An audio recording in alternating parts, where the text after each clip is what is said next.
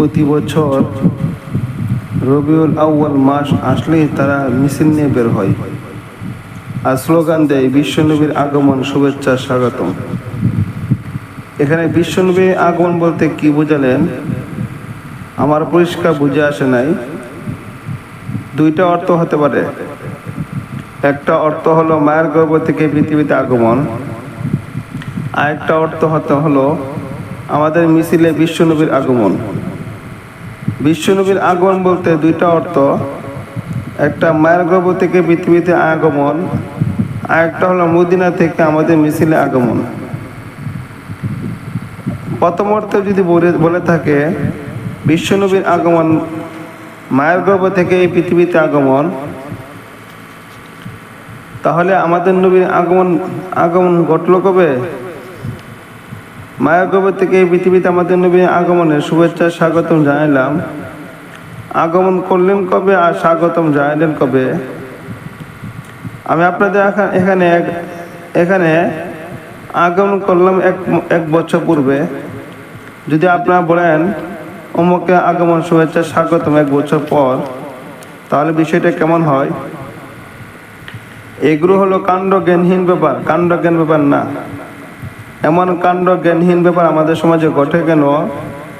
সিরাতুন নবীর অধ্যায়গুলো না জানার কারণে, না বোঝার কারণে। আর যদি বলা হয় ১৫০০ বছরের আগে আমাদের নবী মায়া গর্ভ থেকে আগমন করেছিলেন, সেই আগমনের স্বাগত আমরা বলিনি। আমরা বলেছি আমাদের জশ্নে জুলুসে ঈদে মিলাদুন নবী মিছিলে নবী আগমন করেন, এই জন্য স্বাগতম।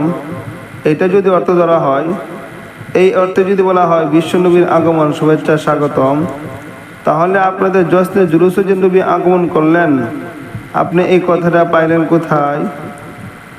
পরিষ্কার ভাষায় হাদিস শরীফে রাসূল করিম সাল্লাল্লাহু আলাইহি ওয়াসাল্লাম বলে দিয়েছেন, আল আম্বিয়া ও আহিয়াউন ফি কুবুরিহিম ওয়া ফি রিওয়ায়াতিন ইউসাল্লুন। নবী রাসূলগণকে দাফন করা মাত্রই আল্লাহ জীবিত করে দেন। জীবিত হওয়ার পর থেকে তারা রওজা শরীফের ভিতরেই থাকেন। এইখানে দুইটা অর্থ। একটা কথা হলো দাফন করার পরে মৃত থাকেন না, জীবিত হয়ে যান। এই কথাটা আবার লা মাযহাবিরা মানে না। আরেকটা হলো রাসূলুল্লাহ সাল্লাল্লাহু আলাইহি ওয়াসাল্লাম বলেন ফি কুবুরিহিম, জীবিত হয়ে নবীগণ আপন আপন রওজা শরীফের ভিতরে থাকেন। জীবিত হওয়ার পরে থাকেন কোথায়? ভিতরে। আপনি যে শুভেচ্ছা স্বাগতম জানালেন, আবারও বলুন তো আপনার স্বাগতম হওয়ার অর্থটা কি? বিশ্বনবীর আগমন কোথাকার আগমন? মিছিলে। নবী বলে গেছেন রওজা শরীফের ভিতরে, তোমার মিছিলে আগমন করাটা পাইলে কোথায়? কথা বুঝলেন কিনা? এই সমস্ত মূর্খতা, এই সমস্ত জাহালাত মুসলমান সমাজে আজও পর্যন্ত চলে কেন? সিরাতুন নবীর অধ্যায়গুলো জানে না বলে। অজানাটা অজানাই থাকা দরকার না, কিছুটা জানা থাকা দরকার। তাই আপনাদের সিরাতুন নবীর অধ্যায়গুলো বুঝবার জন্য, জানাবার জন্য আজকে আমি আপনাদের সামনে এই আয়াত তেলাওয়াত করেছি, লাকাদ কানা লাকুম ফি রাসূলিল্লাহি উসওয়াতুন হাসানাহ। আবার কেউ কেউ বলেন রাসূলের জন্মদিবস উপলক্ষে একটা অনুষ্ঠান করি, সেই অনুষ্ঠানে তারা হঠাৎ দাঁড়িয়ে যায়। অনুষ্ঠানটাকে মিলাদ শরীফ বলা হয়, আর দাঁড়ানোটাকে কিয়াম বলা হয়। কিয়াম এটা আরবি শব্দ, এর অর্থই হলো দাঁড়ানো। যদি জিজ্ঞাসা করা হয় কেন দাঁড়ালেন, তারা বলে নবীকে সম্মান করার জন্য দাঁড়িয়েছি। যদি জিজ্ঞাসা করা হয় নবীকে সম্মান করার জন্য দাঁড়ানোর এই রীতি পাইছেন কোথায়, তারা তখন যুক্তি দেয়।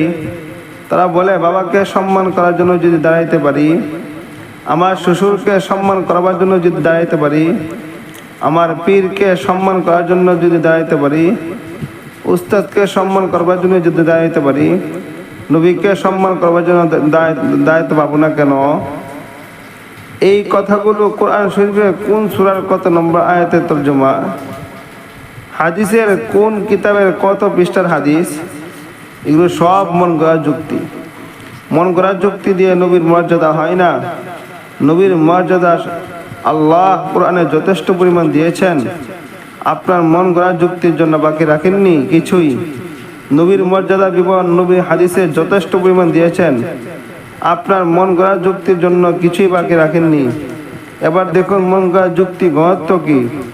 আমার বাবাকে সম্মান করার জন্য আমি দাঁড়াই, আমার শ্বশুরকে সম্মান করার জন্য আমি দাঁড়াই, আমার উস্তাদকে সম্মান করার জন্য আমি দাঁড়াই, অবশ্যই আমিও দাঁড়াই ঠিক।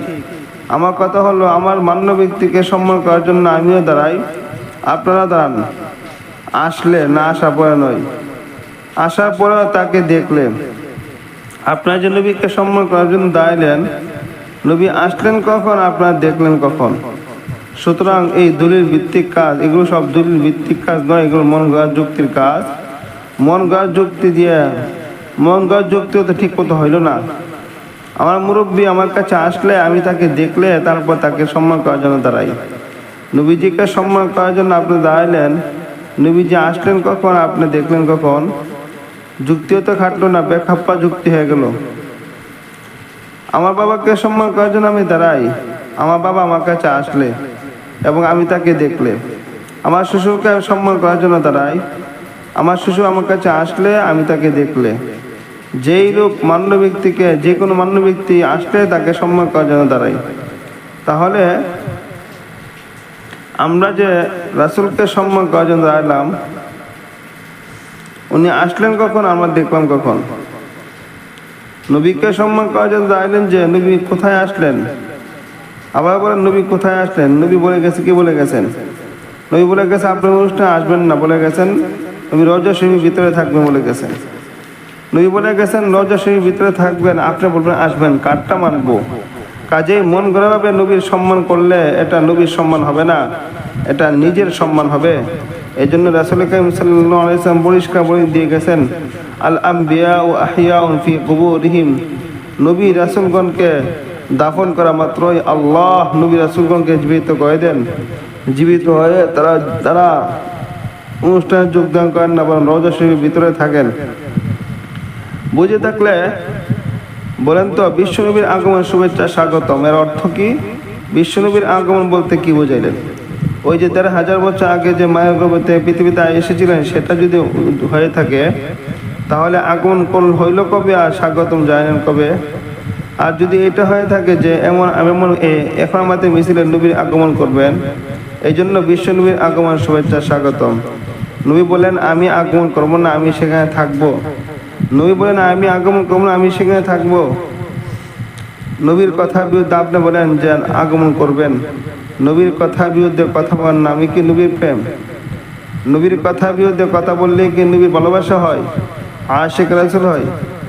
এই জন্য হাদিস শরীফে রাসূল কারীম সাল্লাল্লাহু আলাইহি ওয়াসাল্লাম ফরমান, কুল্লু উম্মতি ইয়াদখুলুনাল জান্নাহ ইল্লা মান আবা, কিলা ওয়া মান আবা ক্বালা মান আতাআনি দাখালাল জান্নাহ ওয়া মান আসানি ফাকাদ আবা। রাসূল বলেন আমার সমস্ত উম্মত জান্নাতে যাবে, কিন্তু যারা আমাকে মানে না তারা জান্নাতে যাবে না। এই কথাটা রাসূল সাহাবীদের সামনে বলেছিলেন। সাথে সাথে তারা জিজ্ঞাসা করলেন আপনাকে মানে না কারা? আজকাল তো এমন মুসলমান পাওয়া যাবে, আপনি যদি এই মিলাদ অনুষ্ঠান না করেন তাহলে আপনাকে বই দিবে আপনি নবী মানেন না। মিলাদ অনুষ্ঠান যদি আপনি নবীকে সম্মান করার জন্য না দাঁড়ান তাহলে আপনাকে বই দিবে আপনি নবীকে মানেন না। কাজে নবী মানে কে আর নবী মানে না কে, এটাও কামন যুক্তিতে সাব্যস্ত হবে না, নবীর কথাই সাব্যস্ত হবে। সাহাবা একরাম নবীকে জিজ্ঞাসা করলেন আপনাকে মানে না কারা? নবী বললেন মান আতাআনি দাখালাল জান্নাহ, আমার অনুসরণ যারা করবে তারাই আমাকে মানবে, আমার সাথে জান্নাতে যাবে। আমার অনুকরণ, আমার তরিকা মতো যারা চলে না তারা আমাকে মানে না, তারা জান্নাতে যাবে না। তাহলে নবীর তরিকা মতো চলে যারা, নবী মানে তারা। নবীর তরিকা মতো চলে না যারা, মন গড়া যুক্তি দেয় যারা মন গড়া যুক্তি দেয়, আসলে নবী মানে না তারা। কাজেই আমরা নবীকে মানব, নবীকে সম্মান দিব, নবীকে মর্যাদা দিব আমার যুক্তি মতো না, হাদিসের দলিল মতো। কোন হাদিসের দলিল যদি শুনেন না, জানেন না, বুঝেন না, শিখেন না, তাহলে মন গড়া যুক্তি দিয়ে যতই নবী মর্যাদা বুঝাইতে চাইবেন ততই নবীর অবমাননা করে ছাড়বেন।